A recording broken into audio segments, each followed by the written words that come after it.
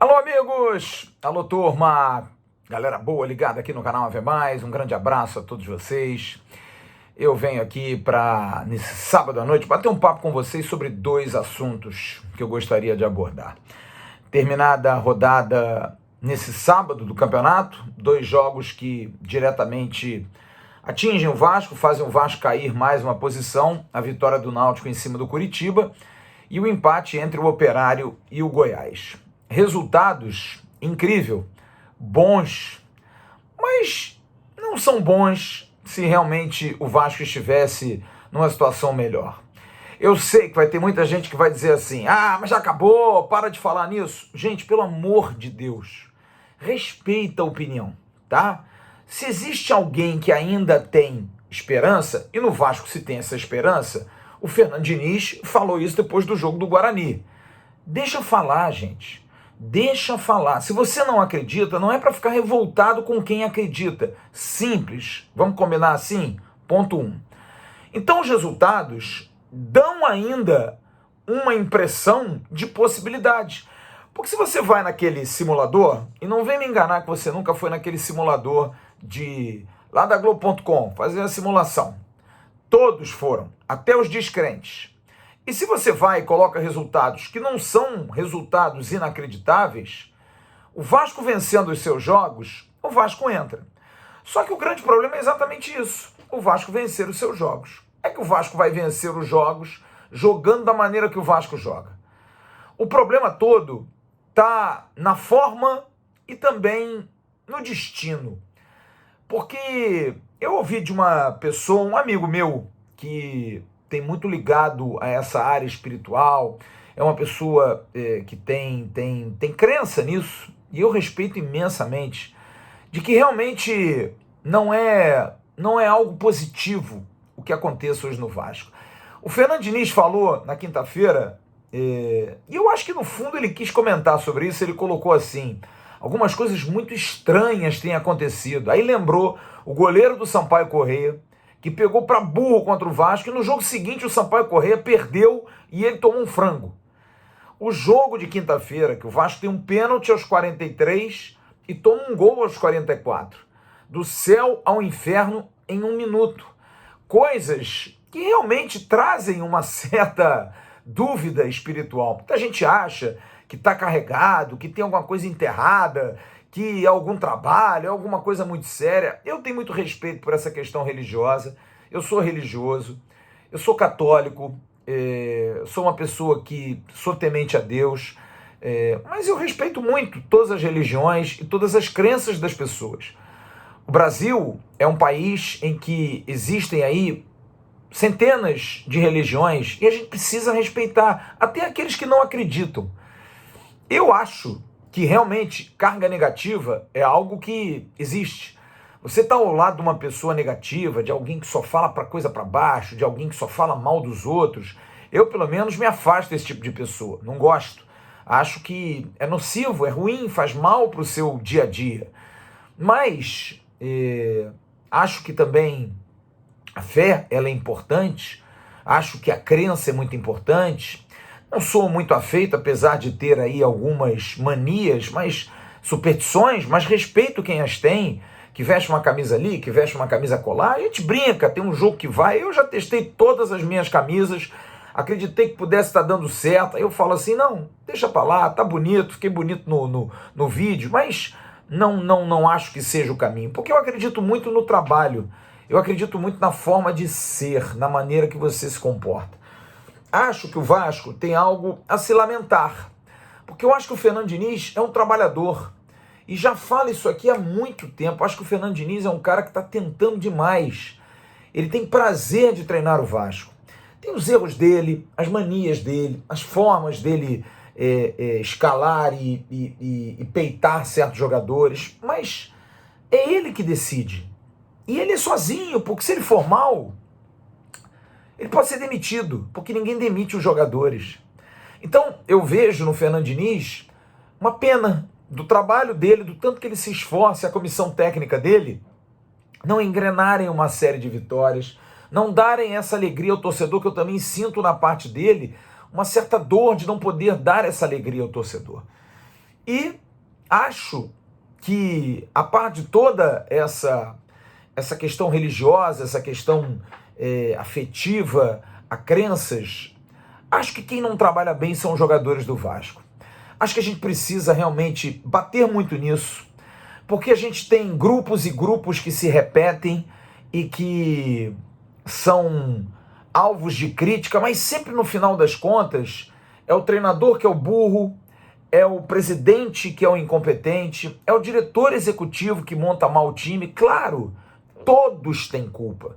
Todos eles, porque quem escolhe o treinador é o diretor executivo. Quem escolhe o diretor executivo é o presidente. Mas eles não batem pênalti. É claro que quem bate pênalti, é claro que quem dá o passe errado, quem falha no gol, tá ali porque alguém escolheu aquele cara para estar ali. E eu acho que isso é muito simplista, você dizer assim, eles não têm culpa de estarem ali. Não, eles têm culpa sim. Porque se eles são jogadores e estão no mercado, estão ali. Não dá para eximir sempre o jogador da culpa. O jogador do Vasco, o jogador de futebol precisa assumir no Brasil muito mais a sua responsabilidade. Muito mais do que se esconder na alcunha de quando jovem, é menino, é inexperiente, pode ter insegurança, do mais experiente dizer, não, já está velho, estava cansado, correu o jogo todo. Não, gente. Porque eu não posso fazer uma live de 3 horas e gaguejar durante 2 horas e meia. Eu não posso fazer uma live de 3 horas e passar a informação errada o tempo todo para vocês. Você no seu trabalho, se alguém pede um relatório e você entrega um relatório recheado de erros de português, não tem desculpa. O errado é você, o errado sou eu.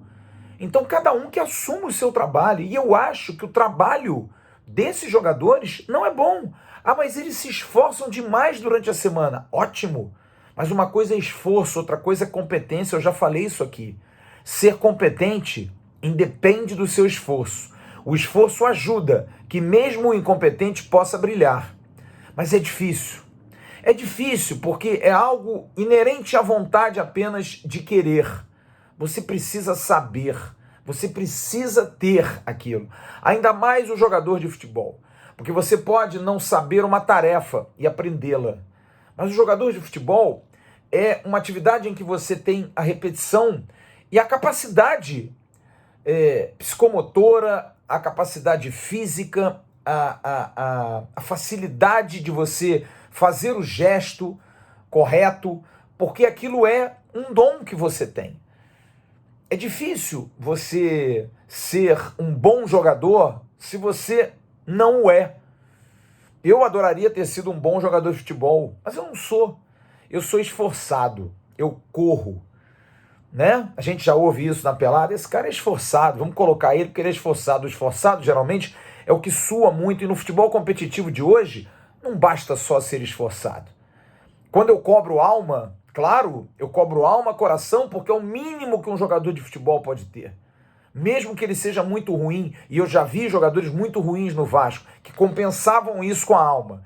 Mas se tiver 11 só com alma, não vai dar certo. Pode até dar, naquele dia incrível, mas você precisa ter alguns bons jogadores de futebol. Alguém que exerça bem essa atividade. E eu acho que esses jogadores do Vasco precisam sim sofrer na carne essa possível eliminação, essa debacle, essa vergonha de não subir. E de que forma? Não ficando no Vasco. Tendo o currículo manchado, sim. Tendo dificuldades de encaixar em outro clube. Claro que vão encaixar, claro. Mas que não tenham tantas facilidades. E que não seja sempre o Vasco o culpado, porque eu ouço muita gente dizer: ah, o Fernando Miguel é um excelente goleiro no Atlético de Goiás. Tá, mas no Vasco ele foi um momento, depois não foi mais. Ah, o Pikachu é um excelente jogador no Fortaleza, mas ele foi no momento. E depois não foi mais. E a partir do momento em que não é mais, roda, gira, que venham outros. Assim é o ciclo. Eu daqui a 10, 15 anos, Deus me dando saúde, eu estou aí, mas se a minha voz falhar, se eu não for bem, se eu não souber os termos mais modernos, que venham outros. A vida é assim. E eu acho que esses jogadores precisam, de alguma forma, também serem cobrados, e muito por isso. E o outro tema que eu queria falar com vocês, eu vi hoje uma foto do Fernando Praz, goleiro do Vasco, campeão da Copa do Brasil, um sujeito muito sério. Uma notícia que nós demos aqui no canal, de que o Fernando Praz foi especulado para ser a pessoa a estar ao lado do Alexandre Pássaro durante o Campeonato Brasileiro. Ele me disse que não tinha sido procurado, que seria uma honra, mas ele estava vendo uma outra situação. E olha, e me anima. Mas eu gostaria de saber se o Fernando Praz vier, e é um cara sério, é um cara duro, é um cara correto, é um cara que pode ter voz ativa com um novo grupo, mas se ele vai ter autonomia. Porque eu acho que com Alexandre Pássaro, ninguém vai ter autonomia. Alexandre Pássaro hoje é o homem muito forte do futebol do Vasco, que manda prender e manda soltar, que manda demais por autonomia dada pelo presidente. Seria muito legal ter o Praz, porque esse tem um DNA do Vasco, esse conhece o clube, esse tem boas relações no clube. Gostaria muito de vê-los ali dentro, pessoas que conhecem o Vasco, pessoas que gostaram muito do Vasco, como gostaria de ver um Felipe, como gostaria de ver um Pedrinho, como gostaria de ver um Edmundo, como gostaria de ver outros ex-jogadores trabalhando na comissão, na base, e não um monte de tecnocratas, jovens, bons, mas que estudaram na faculdade, mas que não conhecem na matéria da faculdade DNA de clube, a importância de ter vivido e conhecido o clube, que eu acho fundamental. A mescla é fundamental, como não acho que um jogador que acaba de jogar precisa entrar e vai dar o resultado. Não, ele precisa se preparar, precisa estudar. O estudo é fundamental sempre, mas também ter o estudo, o conhecimento empírico, o exemplo, mas não ter a prática, para mim, não é o ideal. E seria muito bom o Fernando Praz, se ele pudesse vir para o Vasco.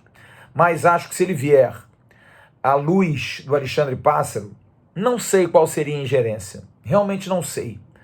Uma coisa eu sei, a gente pelo menos teria um respaldo de alguém que conhece o Vasco, de alguém que está ali dentro e que conheceu, e que tomara que o sistema não tome, que ele possa botar o pau na mesa, que o Praz possa ser esse cara.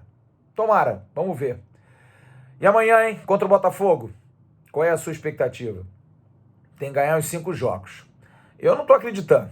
E você? Deixa aqui embaixo a sua opinião. Amanhã a gente está às 3h15 no canal Atenção Vascaínos, abrindo o nosso pré-jogo. Grande abraço, fiquem com Deus, uma ótima noite, tranquilidade. Sei que está todo mundo chateado. Eu estou muito chateado, eu estou muito triste. Mas a vida segue. Futebol é meio de vida. Futebol não é meio de morte. E o Vasco demora. Estava lembrando, de 58 a 70 o Vasco não ganhou absolutamente nada. Os anos da máquina do Fluminense, 75, 76, a gente estava ali. O tricampeonato do Flamengo, mesmo que tenha sido Mandrake, com 2 campeonatos em 79, o Flamengo campeão do mundo, e a gente estava aqui. Títulos perdidos, derrotas, momentos complicados, mas a gente estava aqui. O Vasco ganhou um campeonato carioca em 2003, ficou até 2011, 8 anos sem nada, 0, só tomando pancada, perdendo e decepcionando. Em 2011 deu liga. Tá demorando? Tá demorando. Mas uma hora vem. Acredite, tem alguém lá em cima que não escolhe clube, mas ajuda muito. Acreditem nele. Nele eu acredito. Nesse momento, a minha fé é exatamente essa. De que melhores dias virão com trabalho, com esforço, com tenacidade e, acima de tudo, reconhecendo os valores do nosso clube, entendendo que o Vasco é maior do que todos os que estão lá, absolutamente todos, e que o maior patrimônio do seu clube, que é a sua torcida, merece muito um retorno. Que aqueles torcedores que foram a Aracaju, que foram ao CT do Vasco, que foram a São Luís, esses torcedores precisam ser lembrados. Se eu sou jogador de futebol, eu me lembro todo dia daquelas cenas. Porque eu não sei, se eu sair do Vasco, se eu vou ter oportunidade em outro clube de ver cenas iguais àquela. Grande abraço, fiquem com Deus. Tchau, turma.